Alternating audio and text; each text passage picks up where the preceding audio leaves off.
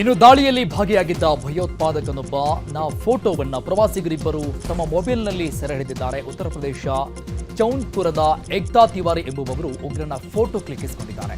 ಈ ಬಗ್ಗೆ ಮಾತನಾಡಿದ ಅವರು, ಉಗ್ರ ತಮ್ಮ ಧರ್ಮದ ಬಗ್ಗೆ ಪ್ರಶ್ನಿಸಲು ಪ್ರಾರಂಭಿಸಿದ್ರು. ಆಗ ನಮಗೆ ಅನುಮಾನ ಹೆಚ್ಚಾಯಿತು ಅಂತ ತಮ್ಮ ಭಯಾನಕ ಅನುಭವವನ್ನ ಹಂಚಿಕೊಂಡಿದ್ದಾರೆ.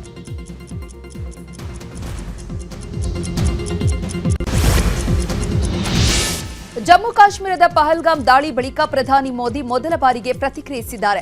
ಬಿಹಾರದಿಂದ ಪಾಕಿಸ್ತಾನಕ್ಕೆ ಪ್ರಧಾನಿ ಮೋದಿ ಬಹಿರಂಗ ಎಚ್ಚರಿಕೆಯನ್ನು ನೀಡಿದ್ದಾರೆ. ಕಾಶ್ಮೀರದಲ್ಲಿ ಪ್ರವಾಸಿಗರ ಮೇಲೆ ಉಗ್ರರ ದಾಳಿಯಾಗಿದೆ. ಮೃತರ ಕುಟುಂಬಗಳ ಜೊತೆ ಇಡೀ ದೇಶ ನಿಲ್ಲುತ್ತೆ.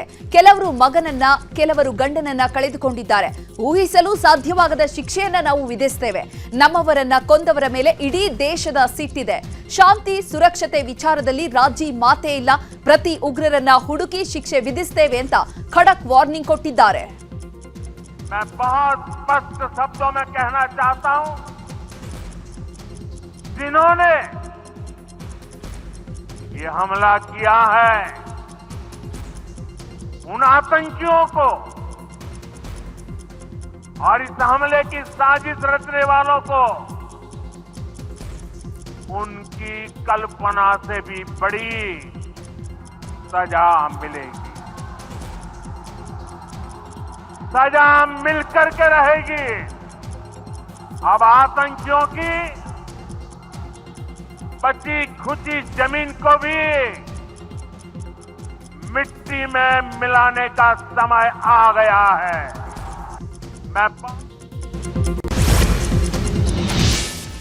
ಒಂದು ಕಡೆ ಭಾರತ ಎಚ್ಚರಿಕೆ ಕೊಡ್ತಾ ಇದ್ರು, ಪಾಕಿಸ್ತಾನ ರಾಯಭಾರಿಗಳು ಭಂಡತನ ತೋರಿದ್ದಾರೆ. ದೆಹಲಿಯಲ್ಲಿರೋ ಪಾಕಿಸ್ತಾನ ರಾಯಭಾರ ಕಚೇರಿಗೆ ರಾಯಭಾರ ಅಧಿಕಾರಿಗಳು ಕೇಕ್ ತರಿಸಿಕೊಂಡಿದ್ದಾರೆ.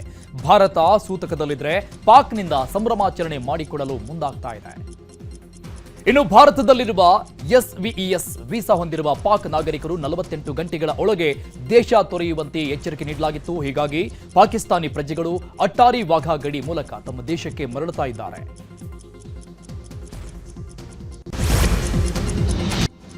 ಕರುನಾಡಲ್ಲಿ ಕಿಚ್ಚು ಎಕ್ಸ್‌ಪ್ರೆಸ್ ಅನ್ನು ನೋಡೋಣ. ಜಮ್ಮು ಕಾಶ್ಮೀರದ ಪಹಲ್ಗಾಮ್ಗೆ ಪ್ರವಾಸಕ್ಕೆಂದು ಹೋಗಿ ಉಗ್ರರ ಗುಂಡಿಗೆ ಬಲಿಯಾದ ಶಿವಮೊಗ್ಗದ ಮಂಜುನಾಥ ರಾವ್ ಪಂಚಭೂತಗಳಲ್ಲಿ ಲೀನರಾಗಿದ್ದು ಸಕಲ ಸರ್ಕಾರಿ ಗೌರವಗಳೊಂದಿಗೆ ಅಂತ್ಯ ಸಂಸ್ಕಾರ ನೆರವೇರಿದೆ. ಏಪ್ರಿಲ್ 22ರಂದು ಪಹಲ್ಗಾಮ್ನಲ್ಲಿ ನಡೆದಿದ್ದ ಭೀಕರ ಉಗ್ರ ದಾಳಿಯಲ್ಲಿ ಶಿವಮೊಗ್ಗದ ಮಂಜುನಾಥ್ ಸೇರಿದಂತೆ 28 ಪ್ರವಾಸಿಗರು ಹಸು ನೀಗಿದ್ರು. ಮೃತದೇಹಕ್ಕೆ ಗಣ್ಯರು ಅಂತಿಮ ನಮನ ಸಲ್ಲಿಸಿದ್ದು ನಗರದೆಲ್ಲೆಡೆ ಅಂತಿಮ ಯಾತ್ರೆ ನಡೆಯಿತು. ರೋಟರಿ ಚಿತಾಗಾರದಲ್ಲಿ ಸರ್ಕಾರಿ ಗೌರವಗಳೊಂದಿಗೆ ಅಂತಿಮ ನಮನವನ್ನ ಸಲ್ಲಿಸಲಾಯಿತು.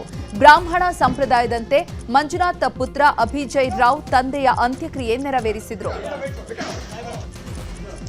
ಇನ್ನು ಘಟನೆ ಬಗ್ಗೆ ಮಂಜುನಾಥ್ ಪುತ್ರ ಅಭಿಜಯ್ ಮಾತನಾಡಿದ್ದು, ಉಗ್ರರ ಕೃತ್ಯದ ಬಗ್ಗೆ ವಿವರಿಸಿದ್ದಾರೆ. ಉಗ್ರರು ಸಿಕ್ಕವರ ಮೇಲೆ ಶೂಟ್ ಮಾಡ್ತಾ ಇದ್ರು. ತಿರುಗಿ ನೋಡುವಷ್ಟರಲ್ಲಿ ನನ್ನಪ್ಪನಿಗೆ ಗುಂಡು ಬಿದ್ದಿತ್ತು. ಸತ್ತವರನ್ನು ನೋಡಿದೆ, ಉಗ್ರರನ್ನು ಕಣ್ಣಾರೆ ನೋಡಿದೆ. ಉಗ್ರರಿಗೆ ಕಠಿಣ ಶಿಕ್ಷೆ ಆದ್ರೆ ಮಾತ್ರ ಸಂತೋಷ ಅಂತ ಅಭಿಜಯ್ ರಾವ್ ಹೇಳಿದ್ದಾರೆ. ನಾವೇನು ಅನ್ಕೊಂಡ್ವಿ, ಫೈರ್ ವರ್ಕ್ಸು ಅಥವಾ CRPF ಇಂದೇನೋ ಟ್ರೈನಿಂಗ್ ನಡೀತಿದೇನೋ, ಅದಕ್ಕೆ ಅದ್ರದ್ದೇನೋ ಅನ್ಕೊಂಡ್ವಿ. ನೋಡಿದ್ರೆ ಎಲ್ಲರೂ ಓಡಕ್ ಶುರು ಮಾಡಿದ್ರು. ಅವಾಗ ನಮಗೆ ಗೊತ್ತಾಯ್ತು ಇದು ಟೆರರಿಸಮ್ ಅಂತ. ಎಲ್ಲರೂ ಅಲ್ಲಿ ಹಂಗೆ ಅನ್ಕೊಂಡಿದ್ವಿ.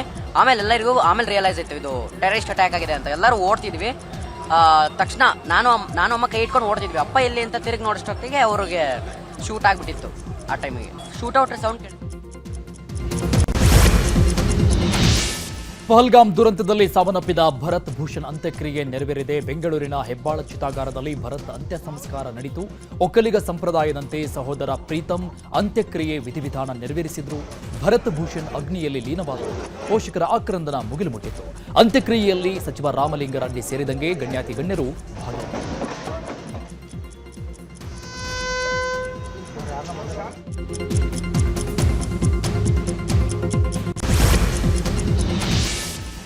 ಜಮ್ಮು ಕಾಶ್ಮೀರದಲ್ಲಿ ಉಗ್ರರ ದಾಳಿ ಆಗ್ತಿದ್ದ ಹಾಗೆ ಅಲರ್ಟ್ ಆಗಿದ್ದ ಸಿಎಂ ಸಿದ್ದರಾಮಯ್ಯ ತುರ್ತು ಸಭೆಯನ್ನ ನಡೆಸಿ ಕ್ರಮ ಕೈಗೊಂಡಿದ್ರು. ಘಟನಾ ಸ್ಥಳಕ್ಕೆ ಅಧಿಕಾರಿಗಳ ಜೊತೆಗೆ ಸಚಿವ ಸಂತೋಷ್ ಲಾಡ್ ಕಳುಹಿಸಿದ್ರು. ಕಾಶ್ಮೀರದಲ್ಲಿ ಸಂಕಷ್ಟಕ್ಕೆ ಸಿಲುಕಿದ್ದ ಜನರಿಗೆ ಧೈರ್ಯ ತುಂಬಿ ಹತ್ಯೆ ಆದವರ ಪಾರ್ಥಿವ ಶರೀರವನ್ನು ತರಲು ವ್ಯವಸ್ಥೆಯನ್ನು ಕೂಡ ಮಾಡಿದ್ರು. ಕರ್ನಾಟಕಕ್ಕೆ ಮೃತದೇಹ ತರಲು ವಿಶೇಷ ವಿಮಾನವನ್ನ ಕಳುಹಿಸಿದ್ರು. ಉಗ್ರರಿಂದ ಸಾವನ್ನಪ್ಪಿದವರ ಕುಟುಂಬಕ್ಕೆ 10 ಲಕ್ಷ ಪರಿಹಾರವನ್ನ ನೀಡಿದ್ರು. ಹೀಗಾಗಿ ಸಿಎಂ ಸಿದ್ದರಾಮಯ್ಯ ಸಮರ್ಥ ನಾಯಕ ಅಂತ ಜನ ಹೇಳ್ತಿದ್ದಾರೆ. ಜಮ್ಮು ಕಾಶ್ಮೀರದಲ್ಲಿ ಉಗ್ರರ ದಾಳಿಯಲ್ಲಿ ಸಿಲುಕಿರುವ ಕನ್ನಡಿಗರು ಇವತ್ತು ತಾಯ್ನಾಡಿಗೆ ವಾಪಸ್ಸಾದರು. ಶ್ರೀನಗರದಿಂದ 174 ಜನ ಕನ್ನಡಿಗರು ಸುರಕ್ಷಿತವಾಗಿ ಬೆಂಗಳೂರಿನ ಕೆಂಪೇಗೌಡ ವಿಮಾನ ನಿಲ್ದಾಣಕ್ಕೆ ಬಂದಿಳಿದ್ರು. ಪ್ರವಾಸಿಗರನ್ನ ಸುರಕ್ಷಿತವಾಗಿ ಕರೆತರುವ ಜವಾಬ್ದಾರಿ ಹೊತ್ತು ಕಾಶ್ಮೀರಕ್ಕೆ ತೆರಳಿದ್ದ ಸಚಿವ ಸಂತೋಷ್ ಲಾಡ್ ತಮ್ಮ ಸ್ವಂತ ದುಡ್ಡಿನಲ್ಲಿ 174 ಜನ ಕನ್ನಡಿಗರನ್ನ ಬೆಂಗಳೂರಿಗೆ ಕರೆತಂದಿದ್ದಾರೆ.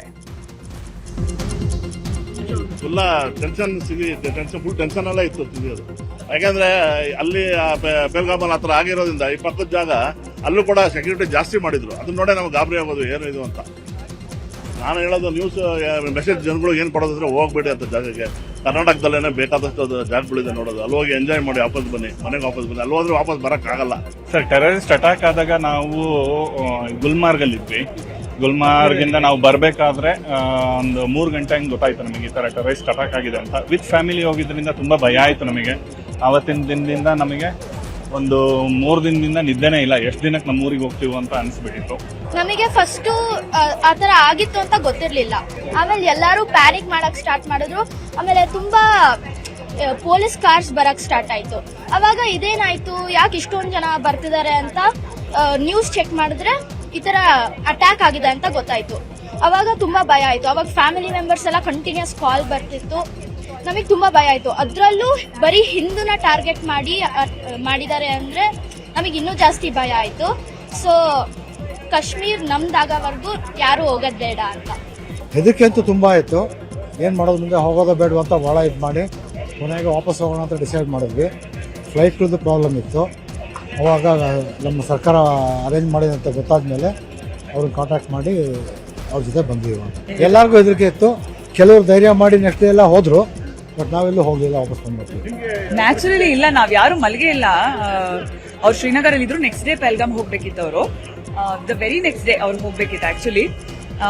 ಅವ್ರು ನ್ಯಾಚುರಲಿ ಯಾರಿಗೂ ನಿದ್ದೆ ಬಂದಿಲ್ಲ. ಅವರು ವಾಪಸ್ ಸೇಫ್ ಆಗಿ ಬರೋವರೆಗೂ. ನನ್ಗೆ ನಿಜವಾಗ್ಲೂ ಅಟ್ ದಿಸ್ ಪಾಯಿಂಟ್ ಹೇಳಲೇಬೇಕು, ಸಂತೋಷ್ ಲಾಡ್ ಅವ್ರು ತುಂಬಾ ಚೆನ್ನಾಗಿ ರೆಸ್ಪಾಂಡ್ ಮಾಡಿ ಪರ್ಸನಲಿ. ಕಾಶ್ಮೀರದಲ್ಲಿ ಪ್ರವಾಸಿಗರ ಮೇಲಿನ ಗುಂಡಿನ ದಾಳಿಯನ್ನ ಖಂಡಿಸಿ ರಾಜ್ಯಾದ್ಯಂತ ಪ್ರತಿಭಟನೆಯನ್ನ ನಡೆಸಲಾಗ್ತಾ ಇದೆ. ಧಾರವಾಡದಲ್ಲಿ ಜಿಲ್ಲಾಧಿಕಾರಿ ಕಚೇರಿ ಎದುರು ಅಂಜುಮನ್ ಇಸ್ಲಾಂ ಸಂಸ್ಥೆ ಮೌನ ಪ್ರತಿಭಟನೆಯನ್ನ ನಡೆಸಿದೆ. ಇನ್ನು ಹುಬ್ಬಳ್ಳಿಯಲ್ಲೂ ಅಂಜುಮನ್ ಇಸ್ಲಾಂ ಸಂಸ್ಥೆ ಪ್ರತಿಭಟನೆಯನ್ನ ನಡೆಸಿದೆ. ಅಂಜುಮನ್ ಇಸ್ಲಾಂ ಸಂಸ್ಥೆ ಅಧ್ಯಕ್ಷ ಎಎಂ ಹಿಂಡಸಗೇರಿ ನೇತೃತ್ವದಲ್ಲಿ ಪ್ರತಿಭಟನೆಯನ್ನ ನಡೆಸಲಾಗಿದ್ದು, ತಹಶೀಲ್ದಾರ್ ಕಚೇರಿ ಎದುರು ಪ್ರತಿಭಟನೆಯನ್ನ ನಡೆಸಲಾಗಿದೆ. ಉಗ್ರರ ವಿರುದ್ಧ ಕಠಿಣ ಕ್ರಮಕ್ಕೆ ಆಗ್ರಹಿಸಲಾಯಿತು. ಇನ್ನು ಕಲಬುರಗಿ ಜಿಲ್ಲೆಯಲ್ಲಿ ಉಗ್ರ ದಾಳಿಗೆ ಆಕ್ರೋಶ ವ್ಯಕ್ತವಾಗಿದ್ದು, ಉಗ್ರರ ದಾಳಿಯನ್ನ ಖಂಡಿಸಿ ಹಿಂದೂ ಜಾಗೃತಿ ಸೇನೆ ಪ್ರತಿಭಟನೆಯನ್ನ ನಡೆಸಿದೆ. ಟೈರ್ಗೆ ಬೆಂಕಿ ಹಚ್ಚಿ ಆಕ್ರೋಶವನ್ನ ಹೊರಹಾಕಲಾಗಿದೆ. ಶಿವಮೊಗ್ಗದಲ್ಲೂ ಕಾಶ್ಮೀರದಲ್ಲಿ ಪ್ರವಾಸಿಗರ ಮೇಲಿನ ದಾಳಿಗೆ ಆಕ್ರೋಶ ವ್ಯಕ್ತವಾಗಿದೆ. ಗೋಪಿ ಸರ್ಕಲ್ನಲ್ಲಿ 3 ಉಗ್ರರ ಪ್ರತಿಕೃತಿಯನ್ನ ಜೆಸಿಬಿ ಬಕೆಟ್ಗೆ ನೇಣು ಹಾಕಿದಂತೆ ಕಟ್ಟಿ ಹಿಂದೂ ಕಾರ್ಯಕರ್ತರು ಆಕ್ರೋಶ ಹೊರಹಾಕಿದರು. ಹಾಗೆಯೇ ಹುಬ್ಬಳ್ಳಿಯ ರಾಯಲ್ ಸರ್ಕಲ್ನಲ್ಲಿ ಎಬಿವಿಪಿ ಪ್ರತಿಭಟನೆಯನ್ನ ನಡೆಸಿದೆ. ಟೈರ್ಗೆ ಬೆಂಕಿ ಹಚ್ಚಿ ಜಮ್ಮು ಕಾಶ್ಮೀರದ ಹಿಂದೂಗಳಿಗೆ ರಕ್ಷಣೆ ಕೊಡಬೇಕು ಅಂತ ಆಗ್ರಹಿಸಿದ್ರು.